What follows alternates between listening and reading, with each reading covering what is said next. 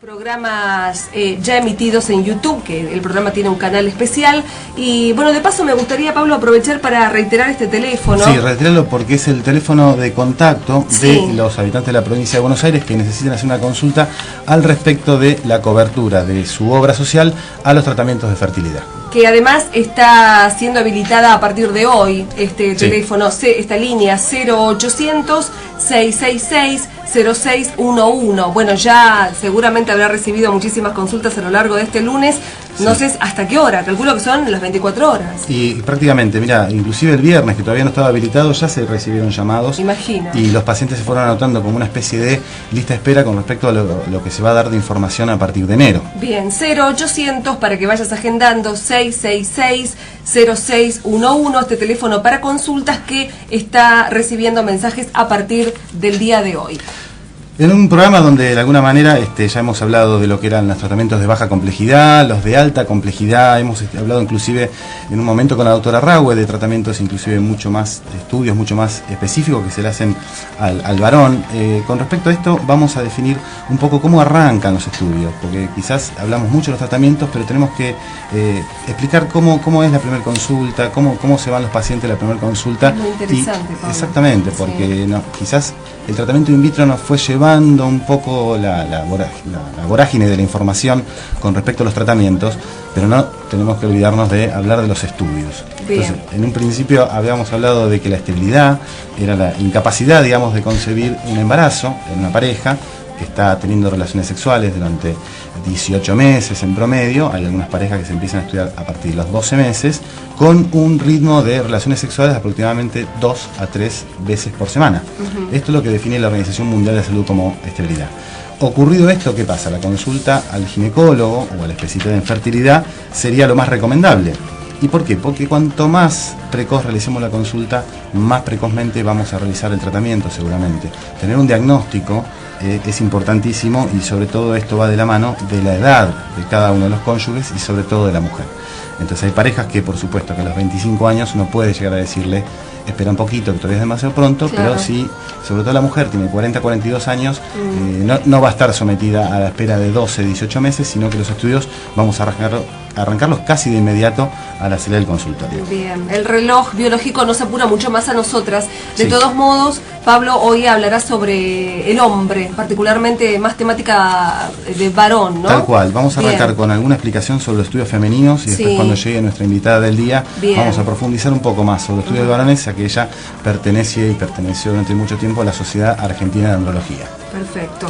Bueno, vamos a arrancar un poco con estas teorías mitológicas que tenemos todas, ¿no? Mitos urbanos. Los mitos, exactamente, como leyendas urbanas.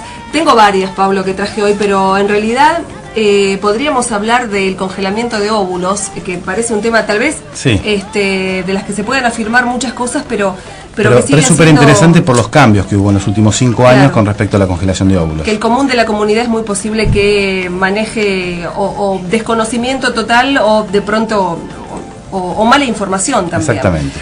¿Puedo congelar mis óvulos para un futuro? Sí. Te lo planteo como pregunta. ¿Puedo está muy bien que me lo está muy bien que me lo preguntes ahora en el 2010. ¿En cualquier momento de la vida, por ejemplo? Está muy bien que me lo preguntes en el 2010. Quizás en el 2004, 2005 la respuesta hubiese sido otra. Pero hoy por hoy cambiaron las técnicas de congelación o de criopreservación de los óvulos. El óvulo de por sí es una estructura celular muy grande, muy llena de agua, que entonces en cualquier proceso de congelación sufría demasiado cristalización, se llama, ¿no es cierto? Es como cuando uno pone un cubito en la heladera, que se ven esas rayitas blancas, esos cristales que se producían inclusive dentro del óvulo. ¿Qué pasaba? Lo rompía por adentro. Entonces cuando ese óvulo era descongelado, teníamos una tasa de fertilización muy baja, alrededor del 2, 3, 5%. Entonces la verdad que no era un método de elección de ninguna manera, a menos casos extremos, por ejemplo, cuando uno tenía que someterse, o por una cuestión de cáncer oncológica, a una quimioterapia, radioterapia. Entonces ahí sí, no había opción. Mirá, esto es lo único que hay, por lo tanto quizás era el tratamiento indicado. Fue evolucionando a un biólogo japonés se le ocurrió una técnica muy llamativa por lo sencilla y muy novedosa por los cambios que se produjeron a partir de esa etapa, que se llama vitrificación, ¿sí? Parece que fuera otra cosa, pero en vez de congelarlo despacito, como si fuera un hielito, lo que se hace, se congela como más rápido, se produce una vitrificación, como si fuera un vitro o adentro de un vidrio, que sería como la imagen más gráfica para explicarlo.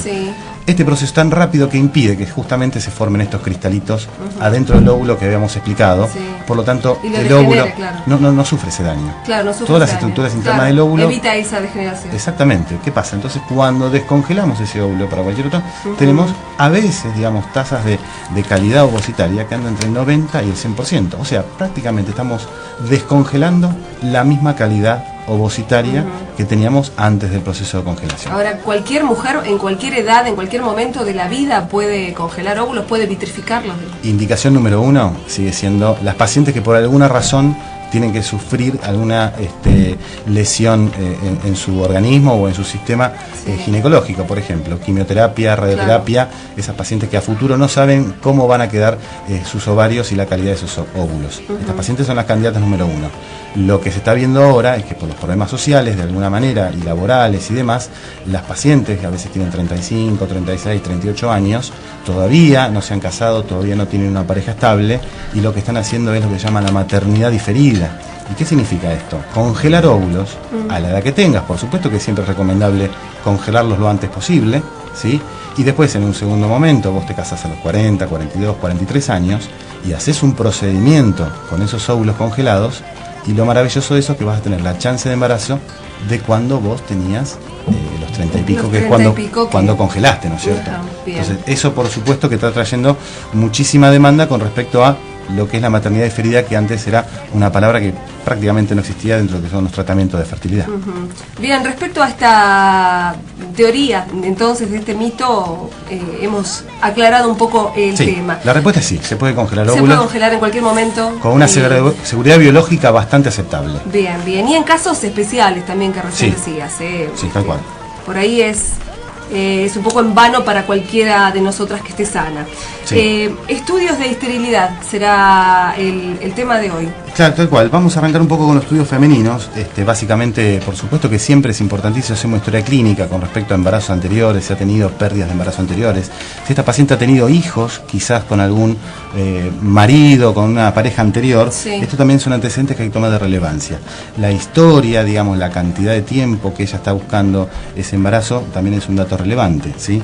Entonces, lo primero que vamos a comenzar a hacer es estudios hormonales, estudios de sangre, para ver cómo está funcionando su sistema endocrinológico. Ya empezamos con las palabras difíciles. Tal cual. ¿Sí? A ver, explícame exactamente, voy yo, mujer, después de, pongámosle que tengo un hijo, pero después de mucho tiempo de búsqueda por el segundo, que parece costar, ¿qué es lo primero que me estudian? Probablemente ese mismo día te vayas con una receta para sacarte sangre en un laboratorio. A lo que es la paciente es nada más ir a un laboratorio a sacarse sangre. Una extracción absolutamente normal. Después se va a estar estudiando hormonas, que en un principio parecen nombres complicados, pero que de a poquito las pacientes se van empezando a acostumbrar, que son la FSH, la LH, pero vos el ahora estradiol, explícame qué es la FSH, porque eso se ve en el papelito. Con todos esos valores, vamos a llegar a tener una idea de cómo está ovulando, cómo está funcionando el sistema endocrinológico de esa mujer, ¿no es cierto? Bien. Después vienen los estudios de imágenes, estudios de ecografía, y lo que más las pacientes nos quejan son los estudios para ver cómo están sus trompas. El estudio que más se realiza se llama histerosalpingografía. Eso me acuerdo yo. Larguísimo. Normalmente lo escribimos HSG y nos evitamos el lío de andar escribiendo esa palabra. Pero ¿en qué consiste? Es un estudio que se hace 50, 60 años, ya perdimos la cuenta, y que de alguna manera todavía no ha salido un estudio que lo supere en sensibilidad y demás, y sobre todo en practicidad, porque realmente, más allá de las molestias que puede tener la paciente durante la realización de estudio, se coloca un líquido de contraste adentro del útero. Este líquido por adentro del útero va tiñendo las trompas, y en ese mismo momento a esa paciente se le realizan placas radiográficas, ¿sí? Estas placas radiográficas de alguna manera nos van a ir mostrando cómo va avanzando ese líquido. Este recorrido que tiene que hacer el líquido es básicamente muy similar al que tiene que hacer el espermatozoide en un ciclo natural. Entonces vamos viendo cómo está el cuello, vamos viendo cómo está la cavidad uterina y por supuesto, casi lo más importante, vamos viendo cómo están las trompas. ¿Cómo está el sendero? ¿No? El sendero que tiene que recorrer el espermatozoide. La ruta. Si esas trompas estuvieran dañadas o obstruidas de alguna manera, por lo menos eso ya nos está orientando un diagnóstico. Claro, bien. ¿Sí? Sí, bueno, me parece clarísimo, además. Volviendo al tema un poquito, del tema del estudio de sangre, que es primero tiroides y todo esto que se estudia. Estudian las tiroides también. Ajá. ¿Vos querés que te diga todos los nombres rarísimos de...? No, pero algunos por lo menos. ¿Qué es lo que estudia la sangre? Mira, normalmente FSH y LLH son las hormonas que libera el cerebro para estimular al ovario, para producir óvulos. La hormona tiroide es una hormona que se encarga de medir un montón de cosas a nivel metabólico en el organismo. Entonces, siempre en los estudios, y ni hablar durante el embarazo, se hacen estudios tiroideos, ¿sí? Por otro lado, tenemos el estradiol, que es una hormona que fabrica el ovario cuando está generando los folículos necesarios para ovular. Y un estudio que a veces se hace, a veces que no se hace, es un estudio de progesterona. La progesterona es una hormona que aumenta en la mujer lo que se llama en la segunda etapa del ciclo. Esto es inmediatamente después de la ovulación. Entonces se impide, si nosotros tomamos día 1 como el primer día menstrual de la paciente, esta hormona se solicita aproximadamente el día 21 del ciclo. Bien. Con eso tenemos un paneo general de cómo está hormonalmente. Bien.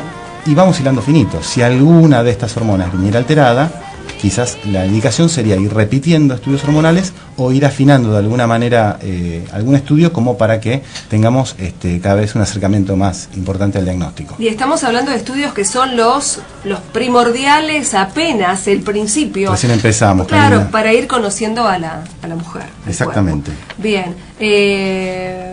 No sé si vamos a ampliar un poco más el tema de estos estudios o tengo ganas de otro mito, no sé. Tenemos que digamos, paralelamente empezar a estudiar al varón. Esto sin ser una cosa repetitiva, de alguna manera el varón ese mismo día se tiene que ir con un estudio. Ya hablamos de que los varones son personas más difíciles de acceder a realizarse estudios, esto del orgullo, esto de que yo no tengo ningún problema, esto de que como yo voy a... absoluto, tal cual, es medio difícil a veces convencerlo de que se realicen algún estudio. El estudio básico del varón, que es lo primero que hay que empezar a hacer, se llama espermograma. Y este espermograma de alguna manera está estandarizado en laboratorios importantes. Esto sí es muy importante que se hagan en los laboratorios donde realmente tienen la tecnología y el personal entrenado para realizarlos. O sea, un espermograma de un laboratorio donde quizás no tiene la experiencia ni la tecnología para realmente interpretarlo, a veces puede llegar a ser un valor que nos permita equivocarnos en el diagnóstico, y eso que nos genera pérdida de tiempo, que es prácticamente lo que menos queremos tener en este tipo de tratamiento. Aunque parezca ser engorroso, además este estudio engorroso no lo es bastante simple. Mire, con todo lo que hablamos de los estudios de la mujer, que un varón se someta a un espermograma es casi pedirle nada. Háganse cargo de esto que dicen tan metódica y literalmente el sexo fuerte. Bueno, pónganse las pilas, decimos las mujeres. Exactamente. Nosotros lo que tenemos que pensar a partir de los 35 años, que esa mujer de alguna manera biológicamente empieza a declinar la capacidad ovárica y empieza a declinar la calidad de sus óvulos. Si bien no tenemos estudios muy importantes al alcance para evaluar la calidad de sus óvulos, sí podemos ir acercándonos con estudios hormonales y ecográficos, ¿no? Hay una palabrita que se puso muy de moda en los últimos 10 años, diría yo, que se llama reserva ovárica, que de alguna manera es un valor que nos puede llegar a orientar de cómo está esa mujer o cómo puede llegar a resultar esa mujer a futuro cuando necesite algún tipo de tratamiento. Por ejemplo, la mujer nace con determinada cantidad de óvulos. Esto es un número fijo y ya han nacido con esa cantidad de óvulos. Los tratamientos de fertilidad, cuando los estimulamos, no significa que vamos a inventar óvulos nuevos, Karina, sino que son los óvulos que vos ya tenías y que de alguna manera estamos utilizando medicamentos, tal cual, pero para sacarlos. Claro, o sea, no se generan, ya han nacido con esa cantidad y esta es la cantidad que empieza a declinar con los 35 años. Bien. Entonces, tenemos estudios ecográficos, tenemos estudios hormonales como para orientarlos.